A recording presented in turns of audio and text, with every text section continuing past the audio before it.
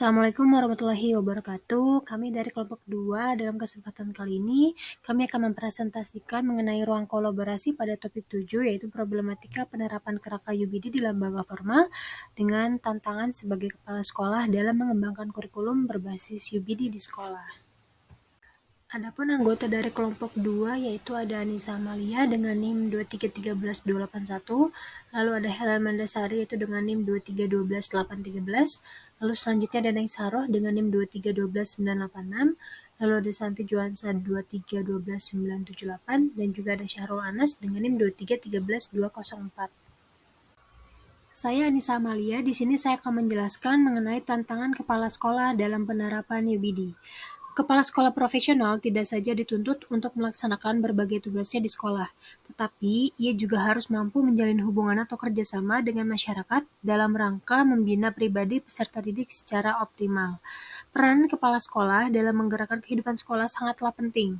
Kepala sekolah berperan dalam mengembangkan kurikulum untuk berbagai tujuan, baik tujuan jangka panjang maupun tujuan jangka pendek. Adapun menurut Mulyasa tahun 2006 bahwa kepala sekolah memiliki peranan yang sangat kuat dalam mengkoordinasikan, menggerakkan, dan menyerahkan semua sumber daya pendidikan yang tersedia di sekolah. Kepala sekolah juga mempunyai kedudukan strategis dalam pengembangan kurikulum. Sebagai pemimpin profesional, ia menerjemahkan perubahan masyarakat dan kebudayaan, termasuk generasi muda ke dalam kurikulum. Dikutip dari Nazia dan Waluyo tahun 2022. Kurikulum di sekolah secara institusional terletak pada tangan kepala sekolah. Dalam konteks ini, guru adalah pemberi pertimbangan dalam. Masih banyak pihak lain selain kepala sekolah yang dapat membantu pengembangan kurikulum. Namun demikian, kepala sekolah dan guru merupakan pemeran utama yang perlu menerima, mempertimbangkan, dan memutuskan apa yang akan dimasukkan ke dalam kurikulum sekolah.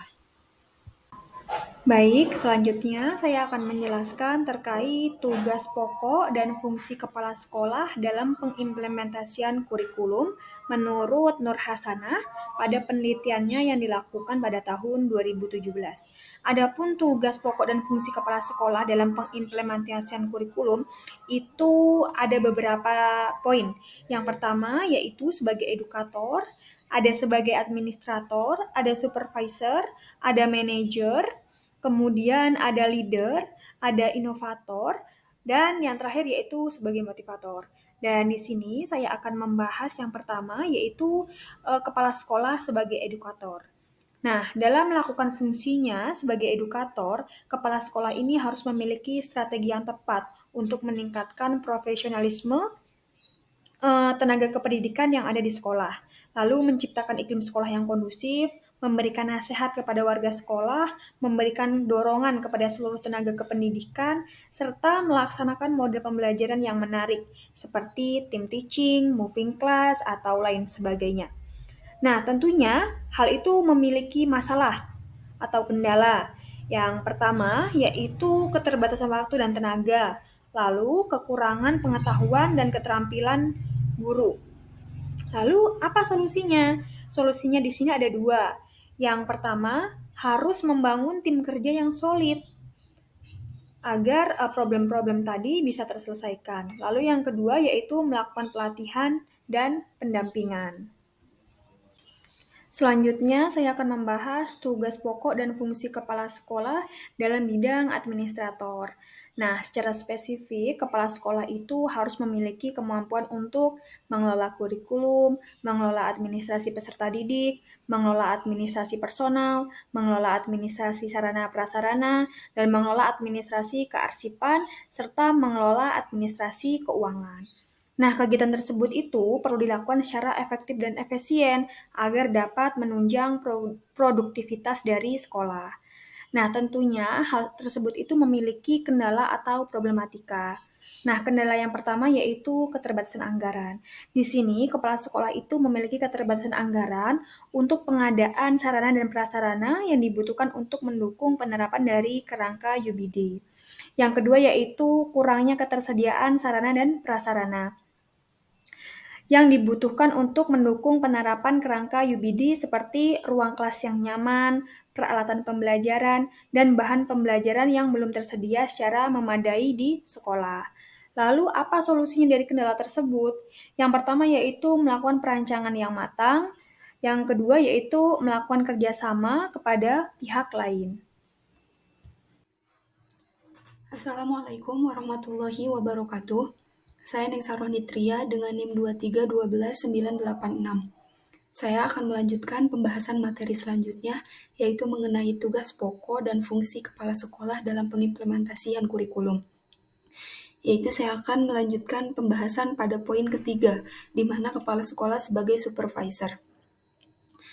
Kepala sekolah sebagai supervisor artinya kepala sekolah berfungsi sebagai pengawas, pengendali, pembina, pengarah, dan pemberi contoh kepada para guru dan karyawannya di sekolah. Dalam hal ini, di mana kepala sekolah memiliki kedudukan paling tinggi di persekolahan, tentunya memang sudah seharusnya mempunyai role model untuk bawahannya di sekolah. Ada problematika dan juga solusi dari kepala sekolah sebagai supervisor ini. Problematikanya itu ada dua. Yang pertama yaitu ada keterbatasan waktu, juga ada kurangnya pemahaman kepada sekolah tentang kerangka UBD. Pada poin keterbatasan waktu, kepala sekolah memiliki keterbatasan waktu untuk melakukan monitoring dan evaluasi secara menyeluruh terhadap penerapan kerangka UBD di sekolah. Dengan padatnya kegiatan kepala sekolah, tentu saja kepala sekolah mempunyai keterbatasan waktu di persekolahan sehingga tidak mempunyai keluasan untuk melakukan monitoring dan evaluasi secara berkala. Yang kedua yaitu ada kurangnya pemahaman kepala sekolah tentang kerangka UBD kepada kepala sekolah perlu memiliki pemahaman yang mendalam tentang kerangka UBD untuk melakukan monitoring dan evaluasi secara efektif. Adapun dua solusinya yang kami sediakan. Yang pertama yaitu ada kepala sekolah melakukan pembagian tugas, membagi tugas, monitoring dan evaluasi guru, tenaga kependidikan atau pihak-pihak. Dengan pembagian tugas, tidak hanya kepala sekolah yang mempunyai tanggung jawab ini di perlahan, akan tetapi guru, tenaga kependidikan lain, dan juga pihak-pihak yang terkait di sekolah mempunyai tanggung jawab ini. Sehingga harus adanya pembagian tugas yang merata dari kepala sekolah. Kemudian selanjutnya yaitu ada melakukan pelatihan dan bimbingan, bekerja sama dengan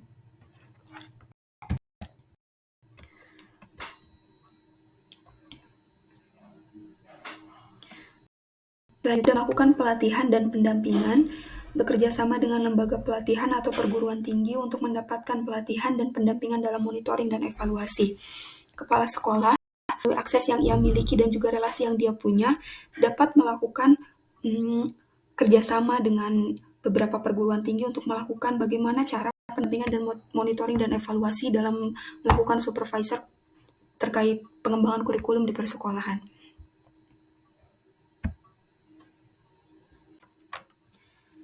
Kemudian poin selanjutnya, tugas pokok dan fungsi kepala sekolah dalam pengimplementasian kurikulum di persekolahan, yaitu ada sebagai manajer. Dalam rangka melakukan peran dan fungsi sebagai manajer, kepala sekolah harus memiliki strategi yang tepat untuk memberdayakan tenaga kependidikan melalui kerjasama atau kooperatif, memberikan kesempatan kepada para tenaga kependidikan untuk meningkatkan profesinya, dan mendorong keterlibatan seluruh tenaga kependidikan dalam berbagai kegiatan yang menunjang program sekolah. Adapun problematikanya yaitu yang pertama, kurangnya dukungan dari stakeholder. Penerapan kerangka UBD membutuhkan dukungan dari semua stakeholder termasuk orang tua siswa, komite sekolah, dan dinas pendidikan. Penerapan kerangka UBD dalam pengembangan kurikulum ini membutuhkan segala elemen-elemen dalam persekolahan, termasuk keluarga siswa, petugas kependidikan di sekolah, bahkan TU, guru-guru, dan tentu saja kepala sekolah di dalamnya. Kemudian problematika yang kedua yaitu ada kurangnya kewenangan kepala sekolah. Kepala sekolah memiliki keterbatasan kewenangan untuk mengubah kebijakan yang menghambat penerapan kerangka UBD. Adapun solusi yang kami tawarkan, yang pertama yaitu melakukan sosialisasi dan komunikasi. Kepala sekolah perlu melakukan sosialisasi dan komunikasi yang intensif kepada stakeholder untuk mendapatkan dukungan mereka. Yang kedua, bekerja sama dengan pihak lain. Kepala sekolah dapat bekerja sama dengan pihak-pihak lain seperti dinas pendidikan atau komite sekolah untuk mendorong perubahan kebijakan yang mendukung penerapan kerangka UBD. Selanjutnya, kepala sekolah sebagai leader. Kepala sekolah merupakan pemimpin tertinggi di sekolah. Ia bertanggung jawab atas seluruh kegiatan dan pengembangan di sekolah. Oleh karena itu, kepala sekolah harus memiliki kemampuan dan keterampilan kepemimpinan yang baik, keahlian dasar, pengalaman dan pengetahuan profesional, serta pengetahuan administrasi dan pengawasan. Kemampuan yang harus diwujudkan kepala sekolah sebagai leader dapat dianalisa dari kepribadian, pengetahuan terhadap tenaga kependidikan, visi dan misi sekolah, kemampuan mengambil keputusan dan kemampuan berkomunikasi. Kemampuan kepala sekolah sebagai leader dapat tercermin dalam sikap jujur, percaya diri, tanggung jawab, serta berani mengambil resiko dan keputusan, kemudian berjiwa besar, emosi yang stabil, dan teladan. Selanjutnya, problematika sebagai kepala sekolah dalam mengembangkan kurikulum berbasis understanding by design di sekolah adalah pada kurangnya kepemimpinan kepala sekolah yang kuat, di mana seharusnya pada praktiknya kepala sekolah perlu memiliki kepemimpinan yang kuat untuk mendorong penerapan kerangka understanding by design di sekolah. Selanjutnya, problematika kedua adalah pada kurangnya motivasi guru. Guru perlu memiliki motivasi yang tinggi untuk menerapkan kerangka understanding by design di sekolah. Maka selanjutnya ada dua solusi yang kami diskusikan untuk menangani problematika tersebut. Pertama, kepala sekolah perlu mengembangkan visi dan misi yang jelas untuk penerapan kerangka understanding by design di sekolah.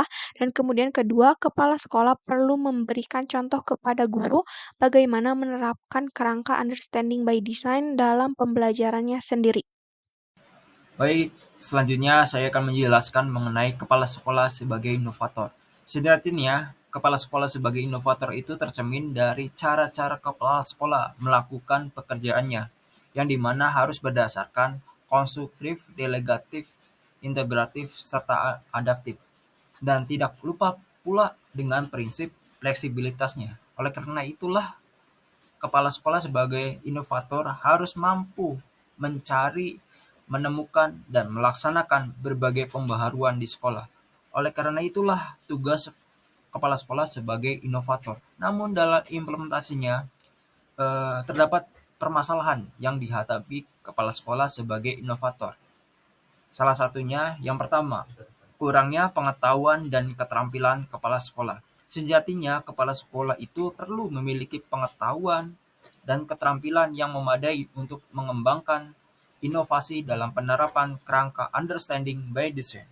Yang kedua itu, permasalahan kedua, kurangnya dukungan dari stakeholder. Namun, tidak dipungkiri, penerapan inovasi dalam penerapan kerangka understanding by design itu membutuhkan dukungan dari semua stakeholder atau seluruh aktivitas akademik di sekolahnya. Oleh karena itu, kelompok kami memberikan solusi terhadap permasalahan kepala sekolah sebagai inovator. Yang pertama itu melakukan pelatihan dan pendampingan. Sejatinya, kepala sekolah itu dapat bekerja sama dengan lembaga pelatihan atau perguruan tinggi untuk mendapatkan pelatihan dan pendampingan dalam mengembangkan inovasi. Kedua, melakukan sosialisasi dan komunikasi. Nah, dari sini kepala sekolah itu perlu melakukan sosialisasi dan komunikasi yang intensif kepada stakeholder untuk mendapatkan dukungan dalam menerapkan kepala sekolah sebagai inovator. Baik, selanjutnya saya akan menjelaskan kepala sekolah sebagai motivator. Sejatinya, kepala sekolah sebagai motivator itu harus memiliki strategi yang tepat untuk memberikan motivasi kepada para tenaga pendidik dalam melakukan berbagai tugas dan fungsinya. Motivasi ini diperlukan untuk menumbuhkan semangat guru dalam mengajar. Melalui pengaturan lingkungan fisik, pengaturan suasana kerja disiplin, dorongan penghargaan secara efektif. Oleh karena itulah tugas kepala sekolah sebagai motivator. Namun dalam implementasinya terdapat permasalahan. Salah satunya yaitu kurangnya motivasi guru. Guru perlu memiliki motivasi yang tinggi untuk menerapkan kerangka understanding by design atau UBD, karena penerapan kerangka understanding by design itu membutuhkan perubahan paradigma dan praktik pembelajaran. Oleh karena itu, kelompok kami memberikan solusi terhadap permasalahan tersebut, yaitu dengan memberikan penghargaan kepada guru yang berhasil menerapkan kerangka understanding by design yang dapat dilakukan oleh kepala sekolah dengan tujuan untuk meningkatkan motivasi guru dalam proses pembelajaran. Demikian presentasi dari kelompok 2 terkait dengan presentasi terkait dengan problematika penerapan kerangka understanding by design di lembaga formal. Kelompok kami mengkaji tentang tantangan sebagai kepala sekolah dalam mengembangkan kurikulum berbasis understanding by design di sekolah. Mungkin itu saja dari kelompok kami. Kurang lebihnya mohon maaf. Terima kasih atas perhatiannya. Wabillahi taufiq wal hidayah. Wassalamualaikum warahmatullahi wabarakatuh.